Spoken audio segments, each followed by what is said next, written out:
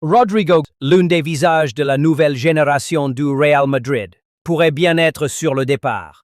Et pas pour n'importe quel montant. Une offre de 98 millions d'euros serait en préparation. Un chiffre énorme qui agite les couloirs du Santiago Bernabéu. Mais pourquoi le Real envisagerait-il de se séparer d'un joueur aussi talentueux, encore jeune et souvent décisif dans les grands rendez-vous? Pour comprendre, il faut regarder le contexte. Rodrigo est arrivé au Real en 2019 pour un peu moins de 45 millions d'euros en provenance de Santos. Depuis, il a progressé à vitesse grand V, devenant un joueur clé dans les moments importants, notamment en Ligue des Champions. Mais cette saison, tout a changé. Avec l'arrivée de Kylian Mbappé, l'éclosion de Jude Bellingham, le retour de Vinicius Junior et la montée en puissance de jeunes comme Arda Güler, la concurrence devient étouffante sur le front de l'attaque. Rodrigo, bien qu'ultra talentueux, voit ses minutes de jeu menacées. C'est dans ce contexte que plusieurs clubs anglais se sont positionnés, en particulier un géant de Premier League dont le nom circule avec insistance, Manchester City. Pep Guardiola l'apprécierait énormément pour sa capacité à déstabiliser les défenses, sa polyvalence et surtout son expérience des grands matchs. Selon la presse espagnole et anglaise,